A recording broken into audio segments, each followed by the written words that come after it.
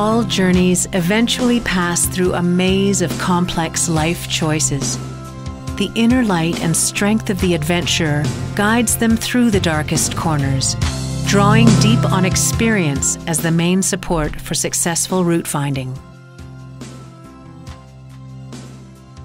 I decided, I can't remember what year it was exactly, but early in my climbing career I decided to start attempting to climb all 54 11,000 foot peaks in the Canadian Rockies. And I was out with some friends, and two of the friends that taught me how to climb and pretty much everything I needed to know about mountaineering.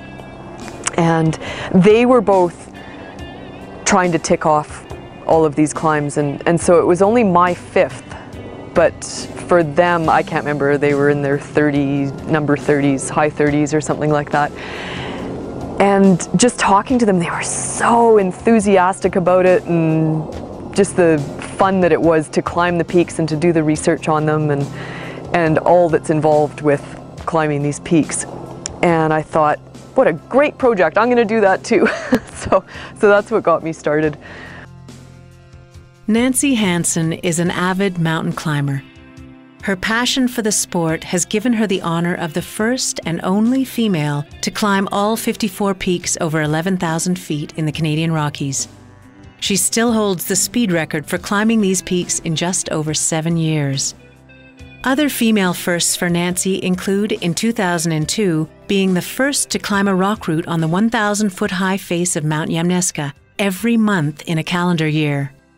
In 2005, she was the first and only female to climb all 34 routes on Mount Yamnuska, as listed in the 1977 Urs Callan Guidebook to the Mountain.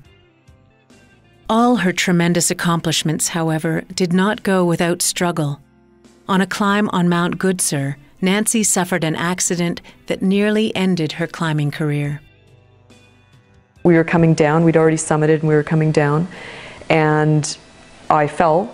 For still unknown reasons. I don't know whether I got hit by a rock or if I just randomly passed out, which doesn't seem likely either. I'm not sure, because I don't recall falling at all.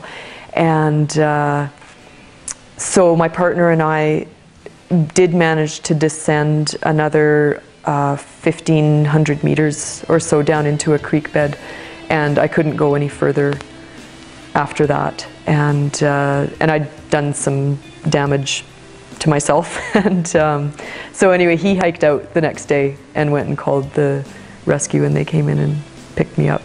So that was hard. It did not deter me from finishing the project or continuing climbing, although I had some demons that I had to battle for the next year. Pushing the boundaries of both her inner and outer environment, Nancy Hansen has utilized her climbing experience as a powerful guide for successful route finding in life. When not scaling towering mountain peaks, Nancy is an active promoter of mountain culture with the Banff Mountain Film Festival World Tour, showing mountain films to keen international audiences. They're so inspired by what they see, and they're inspired to take up a sport or to go harder at their sport or to take up filmmaking or just to generally be a better person in life. And so it's an incredibly positive job, and I think it's making happy people happier, and that's the kind of thing that I like to do.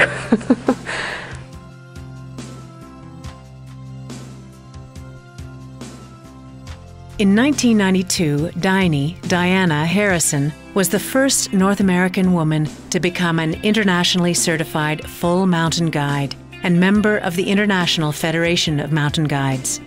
Born in Toronto, she credits an adventurous mother for putting her firmly on a path of outdoor adventure. So my mom was quite an adventurous lady, very sporty woman. And I think I got that independence and that sort of sport adventure and love of the outdoors from my mother. Diny developed a special passion and talent for rock climbing at 14 years old at a youth camp called High Horizons in the Rocky Mountains. Later in life, she would take her exploratory spirit to the world of visual arts, studying at both the Art Gallery of Ontario and the Alberta College of Art and Design. While at school, she would spend many of her weekends climbing and skiing. A suggestion from a friend while on a ski trip put the idea of becoming a mountain guide in Diny's head. I remember ski touring with some friends, Jeff Boyd and another fellow, Guy Clarkson. But particularly with Guy, after a day of skiing with Guy, and he was in the middle of guides training, his comment to me was, you know, you should do your guides courses. You know, you'd be a great guide. And I'm like, well, why would I want to become a mountain guide? I mean, I can go skiing with my friends anytime. He goes, well, you've got the skills, but really as a ski guide, you always ski first. I'm like, oh. And of course you choose where to ski. I'm like, oh, I'm in control. You know, well, and heli skiing, helicopter skiing. Well, that's a lot of skiing, isn't it? That's not so much uphill, it's all downhill. Well, maybe I might be interested. You know, maybe I'll give it a try. Although attitudes in Europe were still relatively closed to the idea of female mountain guides, Diny felt Canada was surprisingly receptive to the idea, although not without a few reluctant examiners.